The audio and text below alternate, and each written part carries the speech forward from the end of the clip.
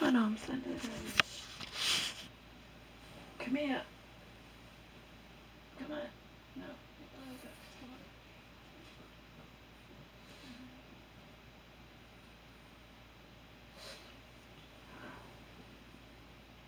on. Where are you? Can't see. Come on. Come on, Omer. You know you have to go under the covers. You know you have to be right near me so I can make sure you're not trying to get up and go to the bathroom on the floor. I trust you.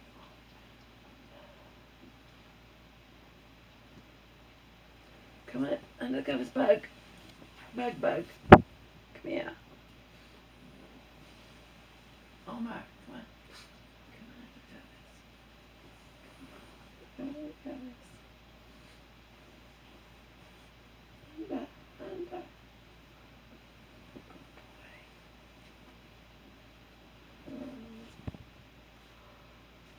Good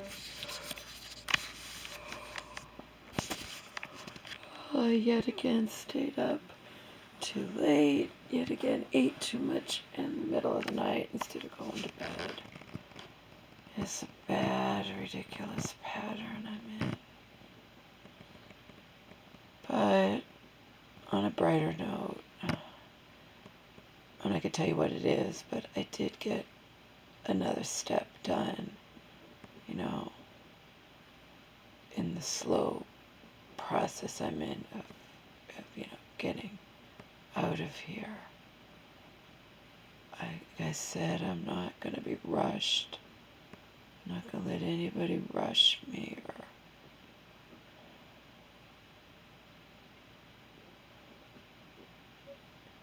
And if you don't believe I'm ever going to leave, that's your prerogative. You could be right. I hope you're not right, but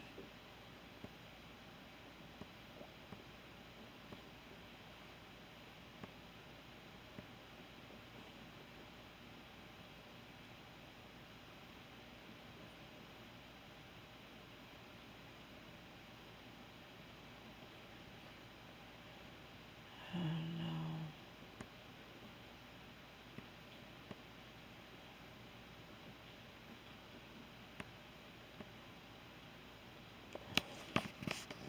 I think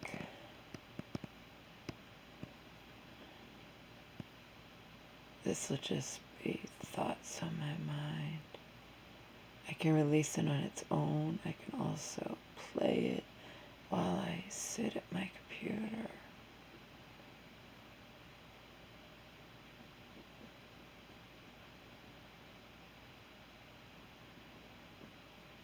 Regardless of what you believe about this so-called coronavirus, it's undeniable that the thing, no matter what you believe, from where it came from, if it exists at all, if it's a hoax, if it's this, if it's that, regardless of what you believe, what's indisputable is it's wreaking havoc on our stock market, on the Dow Jones. People are afraid. And I'm fascinated, morbidly fascinated, obviously, just by the fact that we were just going along our lives. And then suddenly, this supposed virus swoops in, and now that's reality, I'm fascinated by that. It's unbelievable to me. It's just one day we're just living our lives. The next day, all we're going to hear about is the coronavirus in the news and whatnot. And then Trump is saying that the CDC, the World Health Organization, all them, they're not going to be allowed to just feed info to the public unless it goes through Mike Pence first, But we're still going to hear shit. I don't care. You can't stifle something like this. And I'm not going to let it, there's nothing I could personally do, there's nothing any of us could personally do to, this is going to play out however it plays out. And the ones from before weren't this bad, and they certainly weren't causing the stock market to plunge. This is not good. The economy could collapse. But the fact is, for years now, and even before Trump was president, okay, Joe's been telling me the economy could collapse. He's always warned me that that could happen, you know. Some people who fear that stock up on that astronaut food, or buy gold and silver, or things like that, or, you know, if they can afford to. And, I mean, they were just saying on the mainstream news, you should have 2 weeks worth of food and medicines, whatever.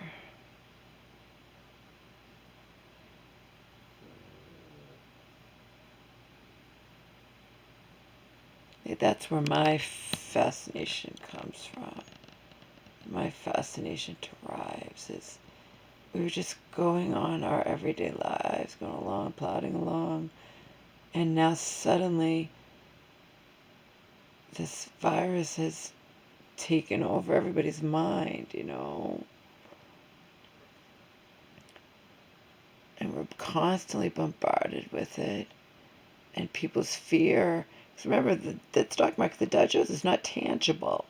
It isn't physical. And people's fear can cause it to rise. I mean, to plunge down into, like, it's unbelievable. Unbelievable. We were just going on our everyday lives, and then suddenly this enters reality. But again, there's nothing. Oh my, go under the covers. There's nothing. It's going to play out how it plays out. And it is already worse in terms of what it's doing to the stock market, you know. It's already worse than the other ones that you know, that just disappeared or died out, you know. Plus, you don't hear about them anymore. Swine flu and Zika and SARS and da da da da da, you know. And just because this is different in what it's doing to people and playing on their fears and whatnot, people are still forgetting that the flu kills us so many people every year, you know. And it's just, I don't know. I don't know what's gonna happen. It's so weird to me that one day it wasn't here and the next it is, and now it's all we hear about. You know?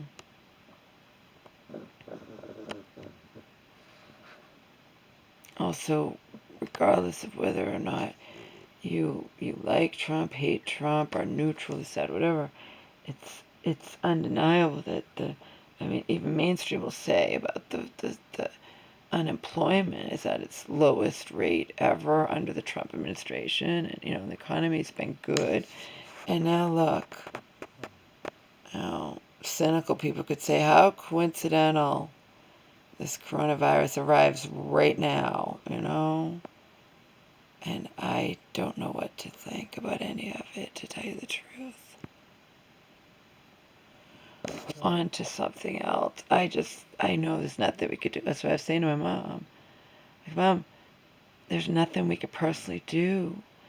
We could do the same things that you should do anyway to try to protect yourself from getting a cold or getting the flu or pneumonia. You know, you try not to stay sick, and you wash your hands, and you know, and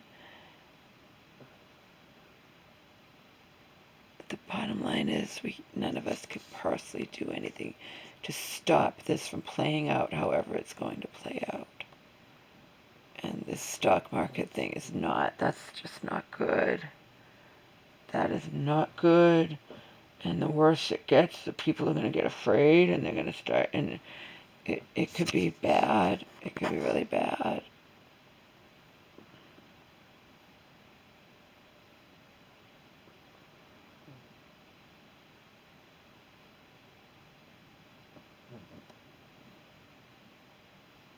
That thing I was going to say, just a complete, just based on what I've been saying lately or whatnot. I think the worst thing, one of the worst things you could ever do, any of us, I don't do that, but, that any of us could ever do in any type of relationship, be it romantic or just friendship, is negate another person's feelings. You know what I'm saying? Like, and to go back to that woman in the shelter, it's something she would do too. She'd point the slightest thing out to me that I'd done wrong, and I didn't want to lose her, so I'd, figuratively speaking, fall to my knees and beg for her forgiveness. I would apologize, genuinely, And then the one time that I knew, it wasn't just I felt, she was definitely in the wrong.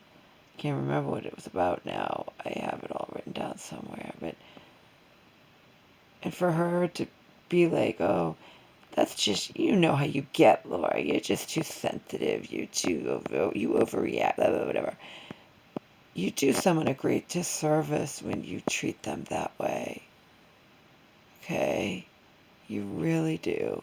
Because basically what you're saying to the person, what she was saying to me, what anybody would be saying to me if they treat me that way, if they negate my genuine feelings and just attribute it to, oh, that's your personality, it's ridiculous, you know how you get, you're too sensitive, is what you're saying to the person when you say shit like that to them is that they don't matter.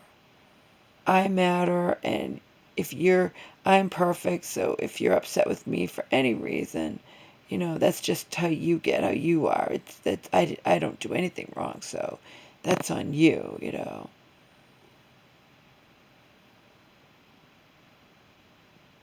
And that's just a sucky way to be.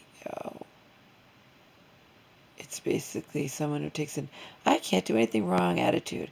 If you're mad at me, or if you're just even pointing out something I did that hurt your feelings or just annoyed you or pissed you off, and well, that's just how you are. You're too sensitive. I don't do anything wrong, and you're negating someone's feelings, and I just won't tolerate that.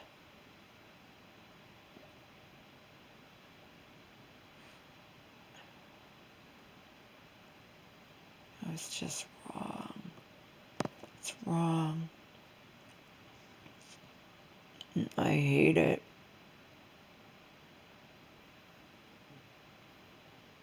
I don't care even if someone does. Even if in the past someone has been too sensitive or exaggerated or made a big deal out of nothing, or any number of things, doesn't mean the next time that's automatically the case. It doesn't mean it's ever automatically that case. It's not a real friendship. It's not a real relationship if you can't say to the other person, you hurt my feelings, or you irritated me, you shouldn't behave that way, any number of things, without that person just turning around and turning it all back on you, and you're too sensitive, you know how you get, that's just how you are, stop being so sensitive, and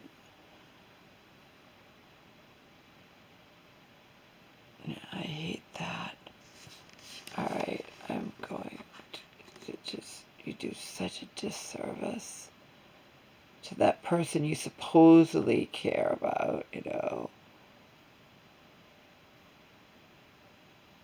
Maybe you only really care about them as long as you can keep them in their place. Oh.